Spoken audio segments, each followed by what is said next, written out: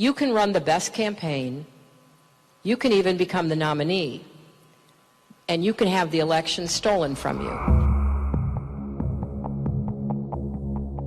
How can you win with Russian interference, though?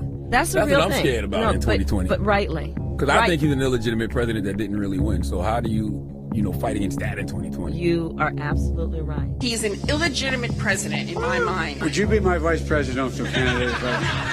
Folks, look, I absolutely agree. Trump didn't actually win the election in 2016. He lost the election, and he was put into office because the Russians interfered. Trump knows he's an illegitimate president. The president-elect, although legally elected, is not legitimate. I don't see this president-elect as a legitimate president. You said you believe that Russia's interference altered the outcome of the election. I do. We have a president who, if in fact it is proven, has been assisted by the Russians and may in fact not be a legitimate president. The one thing that Trump is fearful of when it comes to his being president is that finally we will see how illegitimate his victory actually was. I have an objection. I object to the 15 votes from the state of North Carolina. I object because people are horrified. He's an illegitimate president. Do you believe Trump is a legitimate president? What I believe is that there's no question that the outcome of this election was affected by the Russian interference. There absolutely is a cloud of illegitimacy. So that legitimacy is in question, yes. So that was a very tainted election, and in that sense, it's illegitimate. Why do you think the president is going to such great lengths to essentially prove that he beat you? Because he knows he didn't. He knows he's an illegitimate president. Stolen emails, stolen drone, stolen election. Welcome to the world of unprecedented Trump. So do you believe President Trump is an illegitimate president? Based on what I just said, which I can't retract. The Russian attempt to have the election, and frankly, the FBI is weighing in on the election, I think makes his election illegitimate. There was a widespread understanding that this election was not on the level. We still don't know what really happened, Isaac. I mean, there's just a lot that I think will be revealed, history will discover, but you don't win by 3 million votes and have all this other shenanigan stuff going on and not come away with an idea like, whoa, something's not right here. The outcome of the election was affected by their interference, and now we need to know, to what degree, if any, the Trump campaign was actually in collusion with with Russia. He knows he's an illegitimate president. So of course he's obsessed with me. And I believe that it's a guilty conscience. We actually won the last presidential election, folks. They stole the last presidential election. And Al Gore won that election. I think he won it anyway. Actually, I think I carried Florida. Bush versus Gore.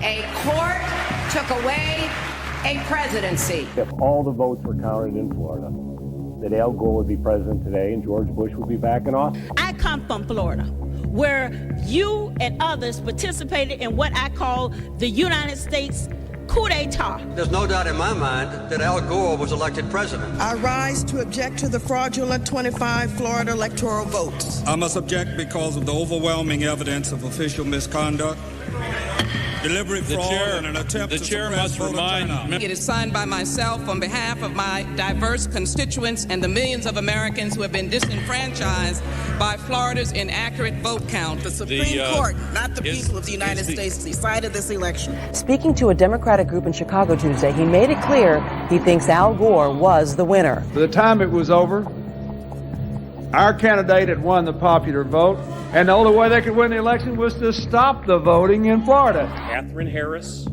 Jeb Bush, Jim Baker, and the Supreme Court hadn't tampered with the results, Al Gore would be president. The Supreme Court elected the president. 2004, yes. Al Gore won the state of Florida in 2000, although not the presidency. But the Supreme Court tampered? That's a large charge.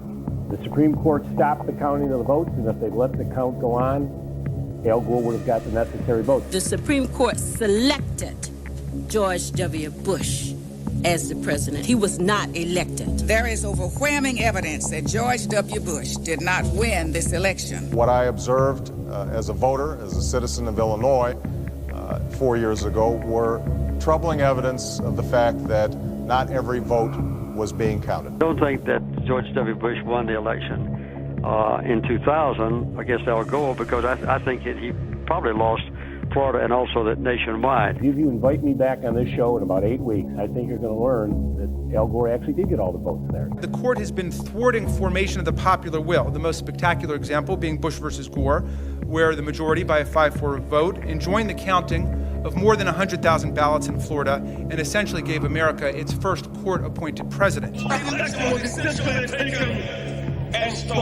I think in 2000, everybody thought, well, he did win the election, Al Gore. After the election, when you stole the election, you came back here and said, get over it. No, we're not going to get over it. You know it, I know it, they know it.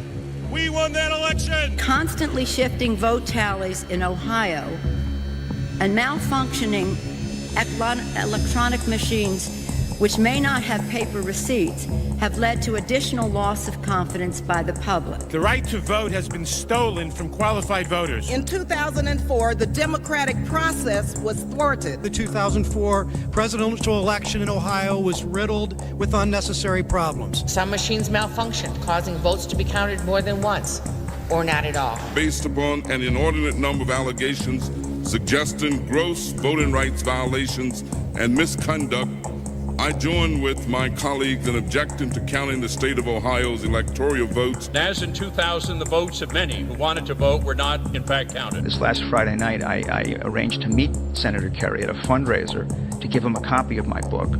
He told me he now thinks the election was stolen. The wife of John Kerry said she has lingering doubts about the legitimacy of the election. Her theory goes like this.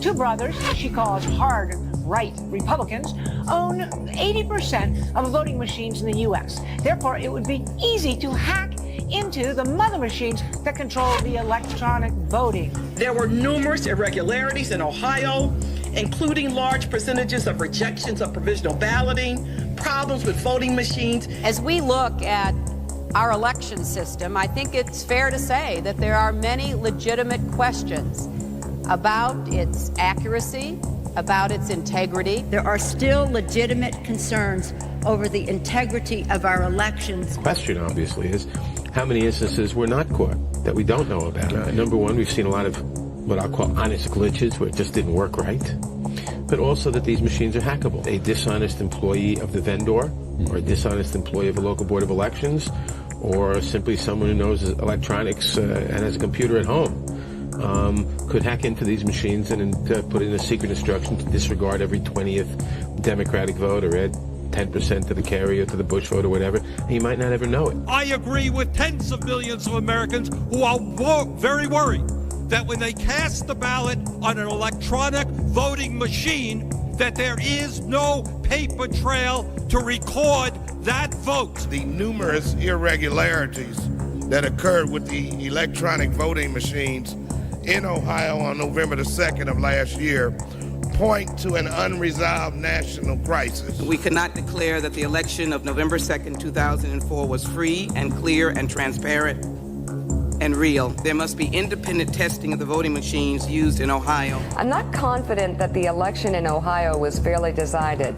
We know that there was substantial voter suppression, and the machines were not reliable. The members of Congress who have brought this challenge are speaking up for their aggrieved constituents, many of whom may have been disenfranchised in this process. Treating today's electoral vote count in Congress as a meaningless ritual would be an insult to our democracy unless we registered our own protest against the obviously flawed voting process that took place in so many of our states. Voters who wish to cast a vote for president or vice president can't approach the polls with certainty that their vote will be counted. One of the most significant problems in Ohio and in many other states was the lack of measures to ensure the integrity of electronic voting machines. In 2004, they caused Democratic voters in Ohio to wait for 8 hours before they could cast their ballot.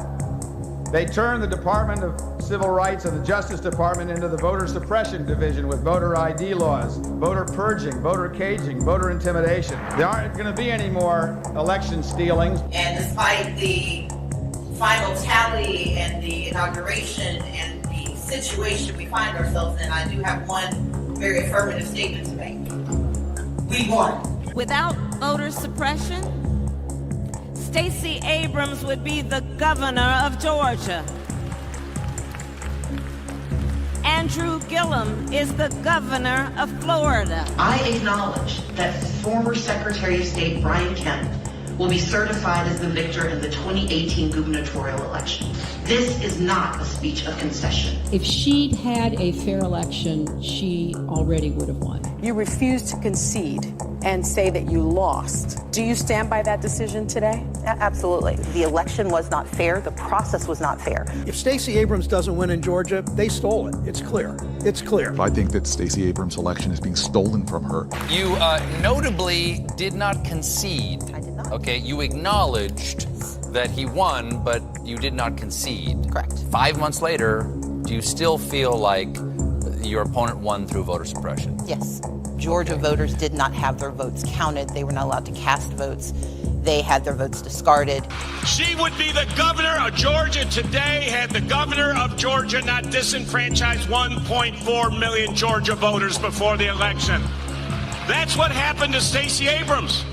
They took the votes away. Was the election in Georgia statewide a free and fair election? It was not a free and fair election. Reminder, she wrote, Brian Kemp stole the gubernatorial election from Georgians and Stacey Abrams. And it was not fair to those who filled out absentee ballots, and depending on the county you sent it to, it either was counted or not counted, assuming you received it in time. Brian Kemp oversaw for 8 years the systematic and systemic dismantling of our democracy, and that means there could not be free and fair elections in Georgia. It certainly gave the appearance of unfairness, and I think it was unfairness. Stacey ran a great campaign. She probably won. But will I say that this election was not tainted, was not a disinvestment and a disenfranchisement of thousands of voters? I will not say that. Candidates, both black and white, lost their races because they have been deprived of the votes they otherwise would have gotten. And the clearest example is from next door in Georgia. Stacey Abrams should be governor, leading that state right now. So you don't feel that you lost fair and square? I'm not saying it's going to be legit. It's the increase in the prospect of being illegitimate is a direct proportion to us not being able to get these reforms passed.